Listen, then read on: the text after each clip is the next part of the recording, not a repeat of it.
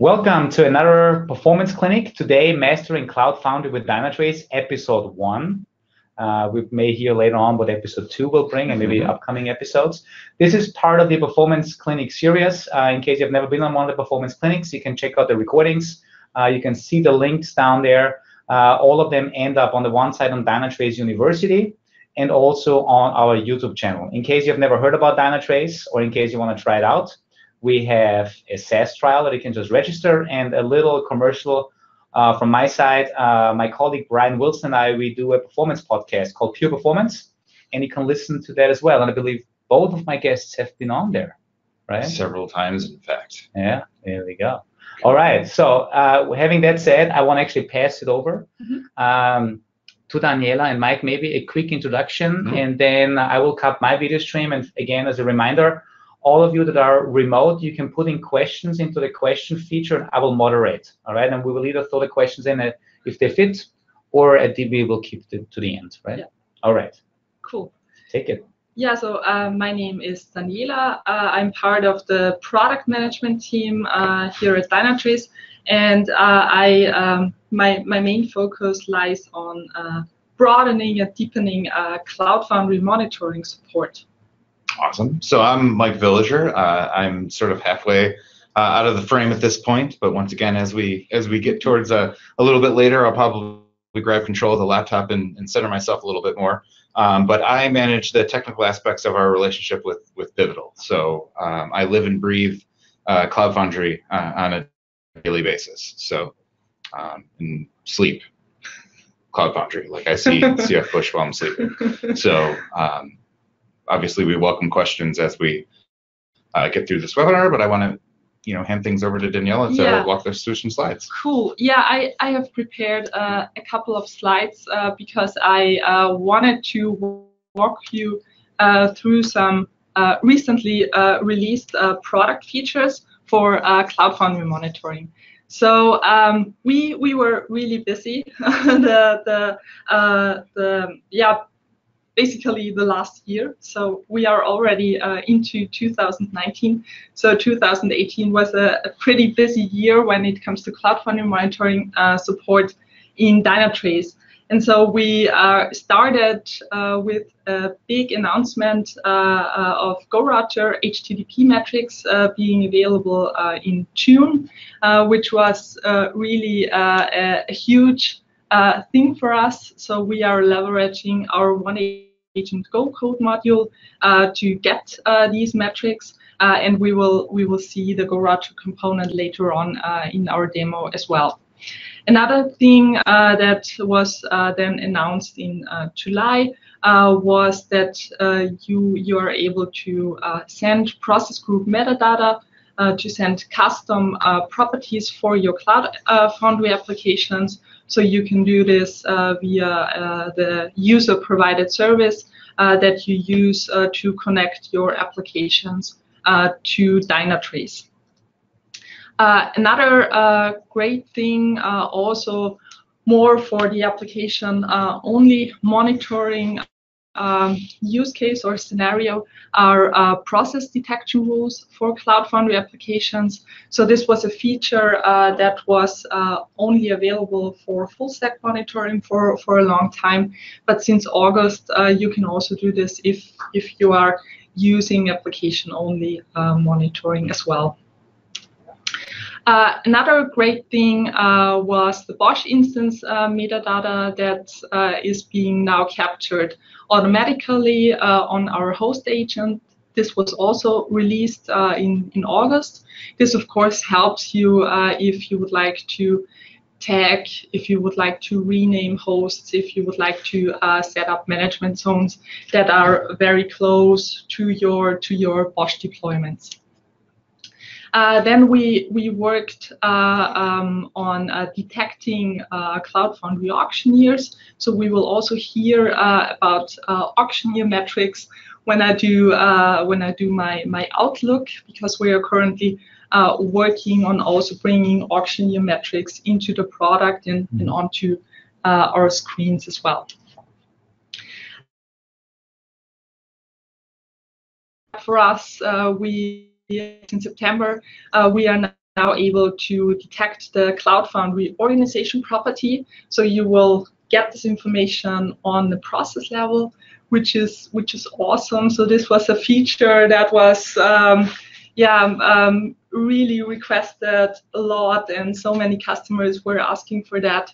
And it was also very hard to get that information, basically, because in contrast to the space information, this information isn't available in an environment variable. So we actually needed to have an API integration available to get this information. But this was also the first step towards towards an API integration, and also towards dedicated Cloud Foundry screens. Yeah, another step towards the Cloud Foundry screens was the detection of all Cloud Foundry VMs and as well as Tego cells.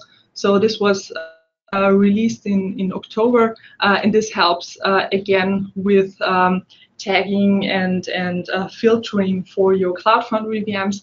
And you can also use this functionality to, for instance, create a very nice dashboard tile out of this. And then the big bang, basically, it wasn't a big bang. So we then kind of like grouped all these features together onto very nice Cloud Foundry overview pages. And we are still working on extending and enhancing these pages and adding new features. Basically, so we aim to enhancing our Cloud Foundry support with every release. So that was like the overview of what has been done the last couple of months, and I have selected the last 3 of them because I would like to show you a little bit more about those. So the first thing, the organization property. So as already mentioned, you will get this information on the process level. And in that example, we created an organization where we used the name of a colleague, because this sample application was basically deployed in his organization in one of his spaces. And the great thing is, with our Cloud Foundry API integration, you will get this out of the box. All you need to do is connect your Cloud Foundry foundation. So you can do this in the Dynatrace settings under the point Cloud and Virtualization, and you will find other API integrations like the AWS, the VMware, or the Azure one. And we now also have Cloud Foundry here, and you name your connection. So this connection name will then also be used on the Cloud Foundry screen. And then you enter your API target, your authentication endpoint, and your Cloud Foundry credentials, and that's basically it. That's all you need to do, and the organization property will be collected completely transparent to you. A question that just comes in, sure. Maybe it fits. That means this enables you also to connect to multiple Cloud Foundry instances or clusters? Yes, you are able to connect. So you need to, I forgot to mention that, so you need to have an ActiveGate available to use that connection, but you can connect to several Cloud Foundry foundations with one ActiveGate and within one Dynatrace environment. Cool, perfect. And as a reminder for everybody out there, feel free to put questions into the question feature. Great. Then let's look into the next feature. So this was the topic that on agent side, on host agent side, we are now able to detect Cloud Foundry VMs and Tego cells. So this helps you in managing large environments. So you will get automatically technologies like the Cloud Foundry Diego. We also see here Bosch. We also get a cloud platform type Cloud Foundry. We, of course, also detect other cloud platform types like Kubernetes and OpenShift. And what you also see here, so this Diego cell belongs to a foundation. So this foundation has been connected using the settings page I showed you before, and you can also use this link to switch back to the Cloud Foundry screens. And all this information, so the cloud platform type and the Diego cell technology, so this can be used, for instance, on the host screen to reduce the list of hosts to only show Diego cells. And you can then use the awesome pin to dashboard functionality to then get such a host tile, such a nice representation of all your problematic and not problematic Diego cells. So this actually helps you to see with the blink of an eye, is everything up and running, or are we having any troubles here? And so this is also fully dynamic. For those people that maybe not know Dynatrace, it's all tag-based. That means if new hosts come in, if new Diego cells come in, it will automatically be updated. And what's really cool here is that while a lot of things that you do are tag-based, based on tags that you're setting up that will tag your environment automatically, these are things that the system has detected that this is a Cloud Foundry environment, and it's pulling this stuff in for us without having to do anything. That's pretty cool. Exactly. Yeah, and of course, last but not least, our Cloud Foundry screens. So the nice thing, what you see here is that you get a combination of infrastructure components like the Bosch managed VMs or Cloud Foundry VMs, where you can see components like the Gorouter, the router VM, the Diego cells, or the auctioneer component, which is then running on a Diego brain. And you will also get topological or logical concepts like organizations, spaces, and then the actual applications that are running in these spaces. So we combine physical and logical concepts on this page. And the nice thing is that you only need the one agent to collect these metrics on a host and process level, and then additional metrics will be pulled from the Cloud Foundry API. So this is there's no need to set up something in your Cloud Foundry environment. You only deploy your one agent, you set up the connection to your foundation, and you're basically good to go. So one question just came in from Sasha. And I think, Sasha, I kind of asked a follow-up question, and you just answered that. So he's asking, what is with the applications running on Cloud Foundry? Are they also monitored, like in the old VM world, where you put the one agent on the VM? So, I mean, you answered it, I think, already. But yeah. So the Cloud Foundry applications are also monitored.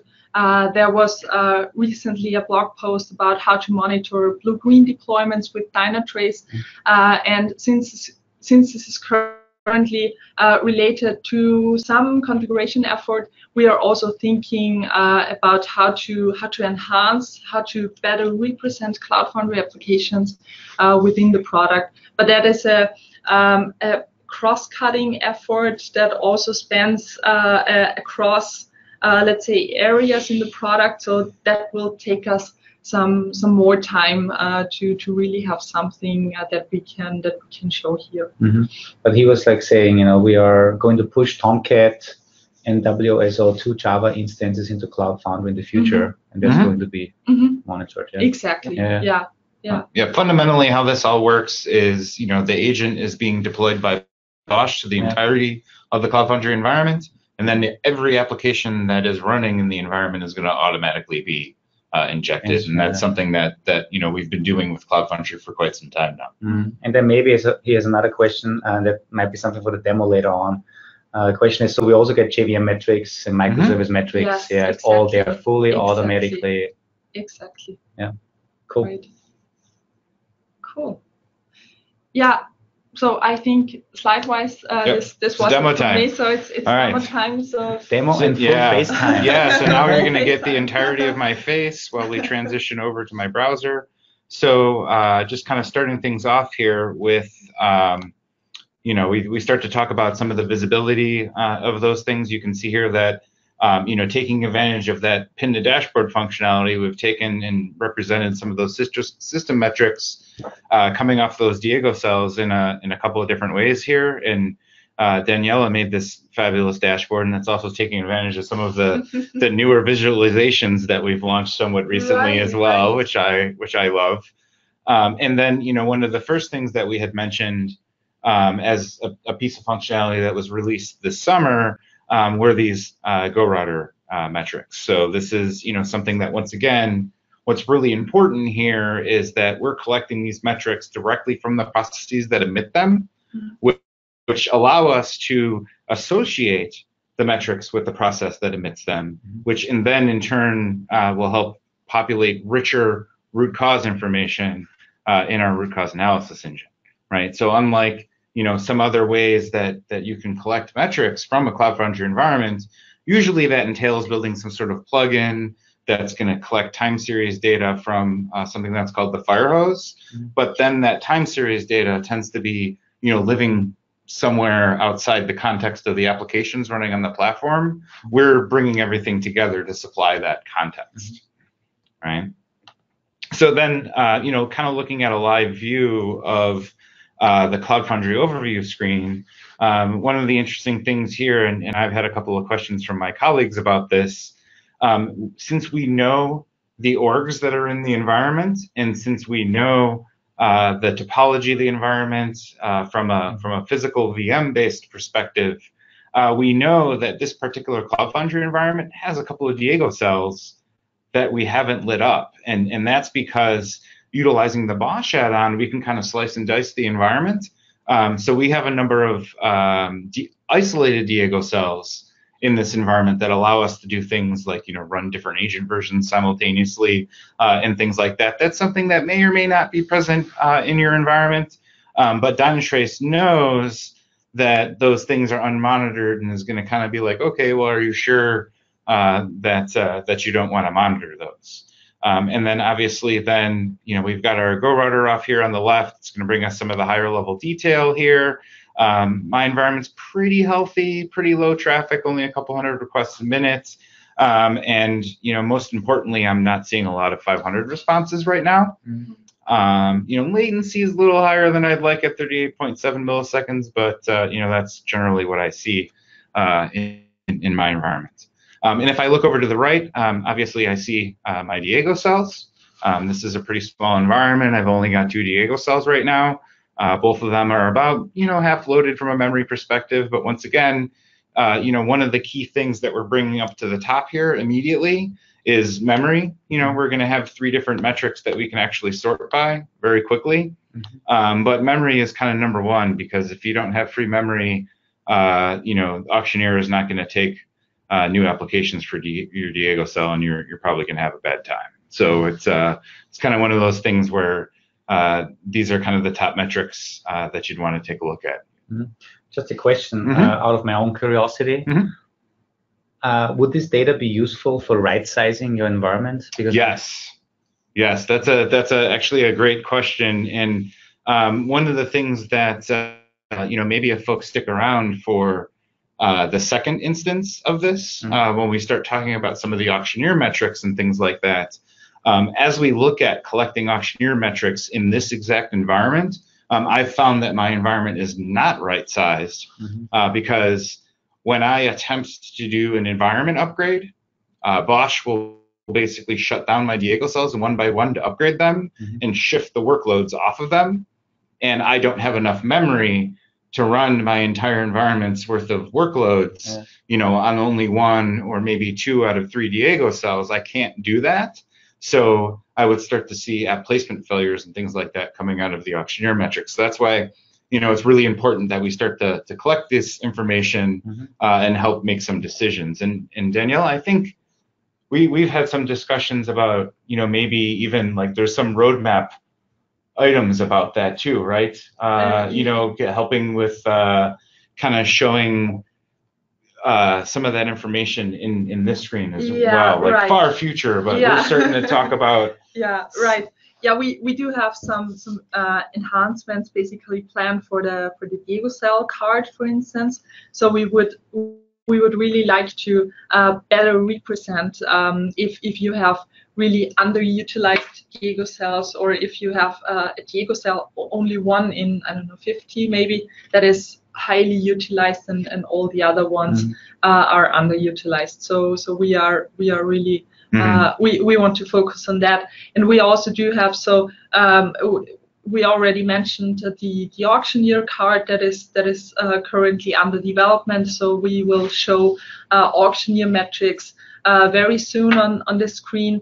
And we are also working on some UI scalability enhancements of the Gorouter's card, because if you think of having, 20 Gorouters in your as part of your foundation, then such a tabular view is probably not the best representation of that. So that was our first step into that direction, and we are now working towards really focusing on the metrics across all Gorouters, and also highlighting problematic ones. Cool. So there was a question earlier, and that was about some of the JVM metrics and things like that can come out of a running application. And I wanted to take this opportunity to actually kind of go from the bottom up. So now I'm looking at the Diego cell, and I'm able to see all the processes that are running on the Diego cell. But a number of these applications that are running here are things that have actually been CF pushed in these environments, right? So outside of these Go processes, and even some of the Go processes are CF apps as well. But you can see that these are a bunch of Java applications. There's a couple of Wildfly applications, and if I take this one here, simply by that agent being on the Diego cell, now I've been able to inject the agent into the running application. I'm able to basically understand what kind of traffic is coming through this system. I'm stitching this together with our PurePath technology that can become part of a workflow that's coming into and out of the Cloud Foundry environment. And then obviously all those JVM level details are available to us as well. Things like our great memory metrics and things like that. So I think I've actually got another one here. Yep, another Diego cell here. So one of the things that then I wanted to show kind of live as well was some of the new pieces of data that we're collecting here. My personal favorite. And while I love the Cloud Foundry overview screen, it's great, it's fantastic. One of the questions that I've received a lot from some of the customers that I've worked with was, okay, I've got multiple Cloud Foundry foundations all pointed to the same Dynatrace environment. How do I distinguish those? And having the Bosch metadata here is phenomenal, because it allows us to actually do that very easily. Right, because I can go ahead and I can create a tag that is going to tag all of the VMs in the environment with that Bosch deployment ID. So at a glance, I'm going to be able to see, which environment those belong to. So, and that's also another good point for people that may have not experienced Dynatrace firsthand. All of the metadata that we have here can, through rules, be converted into tags, and tags can be used for filtering, for management zones, for access control. I mean, there's so many cool things we can do with the tags, right? Exactly. And you can also use this information to rename hosts, processes, and other stuff. So something that makes more sense for a CF person. Exactly. Yep. And you can see examples of those exact tags here, which are things that allow us to better slice and dice the data. So the last thing that I kind of want to show is being able to populate those orgs into management zones, which is really kind of an important use case for management zones, right? So this is our colleagues management zone, and the one that we had actually showed earlier in a simple screenshot. So what happens here is, Dynatrace, we're automatically detecting which applications, which CF applications are running in which organization. So we know that if somebody is part of Johannes's org, they're only going to see the applications running in that org. So this is kind of a really important way to slice and dice app visibility based on the way your Cloud Foundry environments, based on the topology of the environments. So since we have access to all those things, we can use all of that for configuration. Obviously, you could use spaces, right? But space names and things like that are generally not as meaningful as an organization. So that does kind of sort of wrap up the live demo portion. I do want to, kind of leave some of these ticklers around some of the tagging best practices and things like that. So I've taken to show this this CF org tag as kind of an example where I've talked to a number of different customers, and sometimes I see folks kind of relying mostly on manually applied tags, or maybe even tags that have a hard-coded value. I want to make sure that everybody knows that a tag can have a tag value, right? Which is something then that's going to be dynamically populated based on whatever value it is that you put here. And for those of you that don't know, coming up in a couple weeks is our major user conference in Las Vegas. And on the very first day of the conference, and actually in the morning of the very first day, I'm doing a hands-on training day where I'm going to, walk a number of folks through things like tagging, things like management zone creation, going back to, how we're doing things like populating that plugin that fetches the organizations. I'm going to be walking a lot of folks through the configuration of all of those things, right? Because it's a little bit too much for something like this, something like a performance clinic. We're going to do this a little bit more hands-on, allow folks to maybe ask questions about tags that they might find valuable and things like that. Because I've been working with a number of different organizations in the past, 18 months. And I really want to make sure that folks are implementing tags in the right way. Cool. I have one last request for the demo, because again, there might be people that have not seen Dynatrace in that extent. You showed earlier the Java processes. Can you go back to one of these Java processes that are automatically instrumented by Dynatrace? Here's our good old easy travel. Exactly. So now and maybe I'll just, because maybe it looks weird if you always look over to me and all people don't see where you're looking at. Yeah, once again, obviously, we're all in the room here together, so it's kind of... So one thing, so we see the Java process, Dynatrace sees it automatically, but for those people who don't know Dynatrace, we actually instrument the app, like in this case, the Easy Travel front end, right? And let's take a look at some of the web requests that are coming through this environment, right? So you can see obviously this particular instance of this is pretty fast.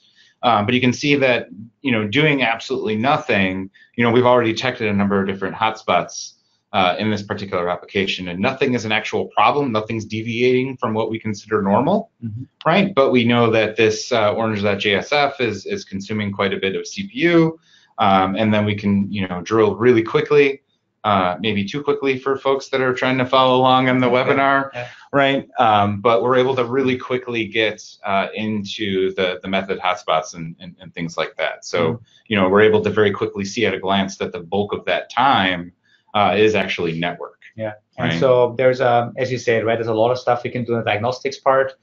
We have performance clinics that focus on diagnostics, so looking at where your hotspots are, understanding end-to-end flows, the classical problem with the database calls and all that stuff. Maybe last thing, this doesn't end on the service level. It actually goes a level above, right? So again, for folks that have not seen Dynatrace in action, once Dynatrace is rolled out in Cloud Foundry using the Bosch add-on, you get all this great data, but then it goes a level up. Kind of wanted to show a service flow as well, but we can actually kind of come into this and actually slice and dice a completely different way.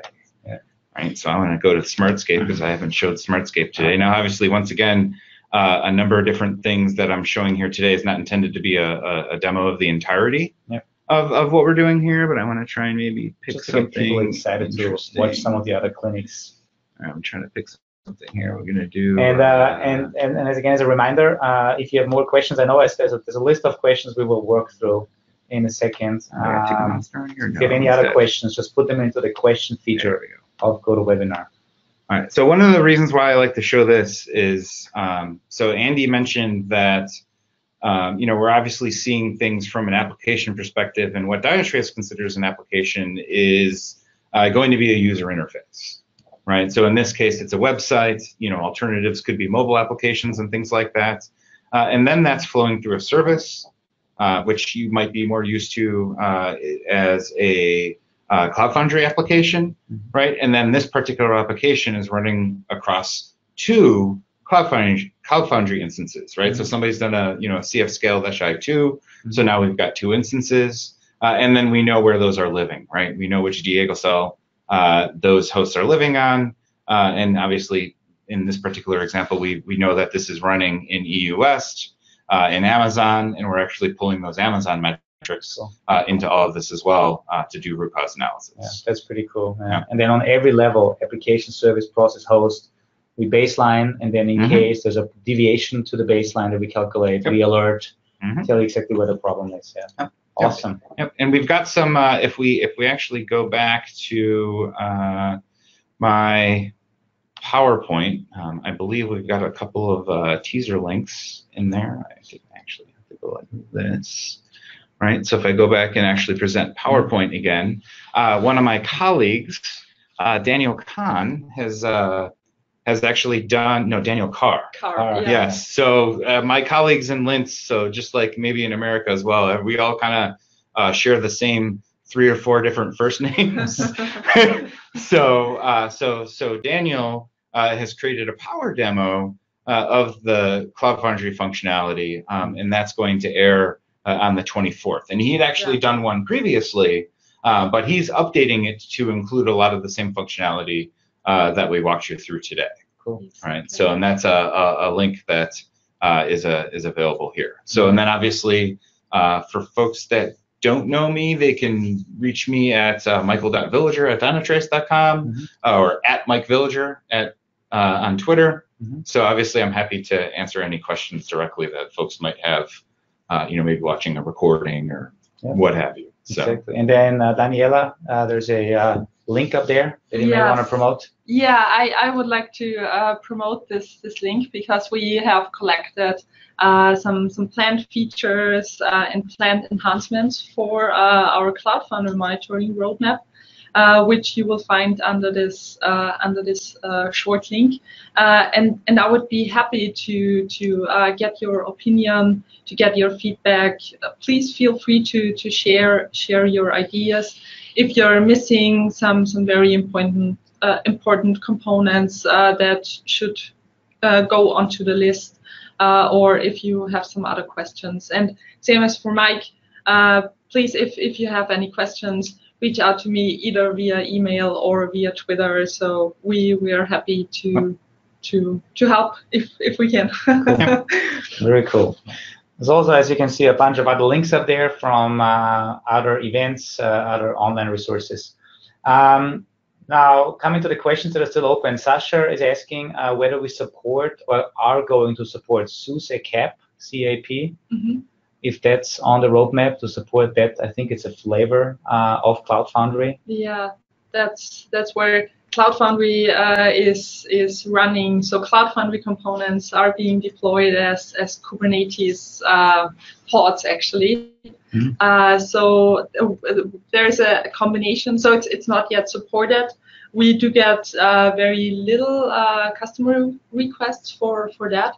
But actually, with a combination of application-only monitoring and infrastructure-only monitoring, you can get insights already. So what that means is you have the ability to utilize the build-back extensions that the Cloud Platform team has built and support to utilize either our service broker or a user-provided service to inject the agent into a specific Java application or what have you, but you don't have the ability to use the Bosch add-on because Susei's flavor of Cloud Foundry is not being managed by Bosch. Exactly. So, cool. And I'm just this question comes from Sasha. I just wrote the your email so he can reach out to you. Right, cool. That's great. And also Sasha, again, I think the feedback link up there is perfect. Yeah, for such a thing, right? Exactly. Cool. All right. Next question. You showed a lot of rules for tagging and management zones. Are these coming out of the box, or are the best practices? So, like, would you show in the hot day where somebody that gets started with Cloud Foundry and Dynatrace, they know this is what I should create? Yep. So what I'll be showing in the hot day are going to be custom configuration best practices, right? So I think, maybe over time, some of those things may end up becoming defaults. But things like management zones and tags are, they're very personal, right? So everybody kind of has their own way that they like to configure an environment.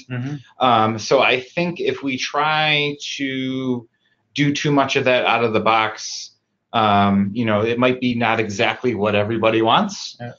So those are things that kind of represent a best practice rather than something that's done for you. Yeah. I mean, the good news is we have a REST API. The server has a REST API, so you can actually create these automatically. So maybe when we have best practices, come up with a script that is just creating it, and then you can. One of my colleagues, Reinhard Pils, has actually already created a plugin for the CF-CLI, and I believe what that's doing is when he creates an org with the CF-CLI, it's actually going to automatically create a management zone inside of Dynatrace. Nice. And I've kicked around an idea of actually having a like a Python script that will basically scrape the orgs and then scrape the management zones from Dynatrace, and as a cron job, kind of keep them in sync. Right. So obviously, once again, since all of this stuff is APIs, right, we can just do things like that to, kind of keep things together. Right. And not every organization, not every customer is utilizing organizations in the same way. Right. So I work with one particular customer who has one like super org and then dozens of spaces inside of that org. And that's not necessarily what we always see. Usually it's an org per team. But, once again, you don't want to necessarily make a default decision for somebody because that might not be useful for them. Right. So. And if you are looking for a more like how to start with tagging and metadata in Dynatrace, and there's also a great resource on Dynatrace Help available. So I think under the topic of organizing entities or something like that. So there are some articles how best practices, recommendations, how to use tags and custom properties within Dynatrace. So that's of course more of a manual approach, but to get the process started. We also have a performance clinic. Mike Gibbons did it on one-on-one on tagging and process group naming and all that. Nice. You said APIs earlier. There's another question on APIs, kind of going back to the right sizing use case we talked about earlier. These are all metrics, so I assume these metrics can be extracted through the time series API or the Smartscape API. Are these available, or are they going to be available? They will be available. It's cool because then you can automate things like exactly. Right? Yeah. Exactly. Perfect. I think two more questions that I see here. You mentioned we saw the sea of metrics in the dashboard that you built. Are there any plans to build any custom tiles for Cloud Foundry specific things that you can put on your custom dashboard? Or is everything available anyway through metrics, and therefore you can just put it on an available tile? Yeah. So there are plans to provide the ability to pull in further metrics via custom metrics plugins. So this is also a project that is in an early stage right now, but we do have plans to again utilize the one-agent Go code module to also pull further Cloud Foundry specific metrics into the system, but not necessarily put them already on the screens, but make them available via custom dashboarding. For instance. Cool, perfect. And the last question, you mentioned auctioneer metrics a lot, and also like next episode. Yeah, right. So maybe a teaser of the next episode and a timeline on when we want to get together and show stuff. Right. Yeah. So the auctioneer metrics. So we are currently working on the next card for the Cloud Foundry screens, and there you will see auctioneer metrics like the time states fetch cell duration, something like that. As well and like failed app placements, exactly. failed task placements, failed app placements, failed task placements. So this will help you to understand can there be further applications placed on the Tego cells? How long does it take for the Tego brain and the auctioneer component to get feedback from the Tego cell, from the Tego cells? So this will be again a very nice feature. So we hope to release this in Q1 2019. Same as for the UI scalability enhancements of the Gorouter's card. Cool. So that means episode 2 of this performance clinic will probably be mid to end of Q1. Yeah. Sounds good. Yeah. Awesome. Great. All right.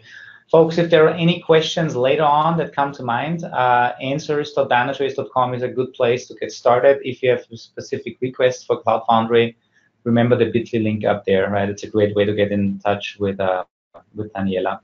And just watch out, and in case you happen to be at Perform in Vegas, maybe actually the next slide, I think the last slide actually has a little thing there.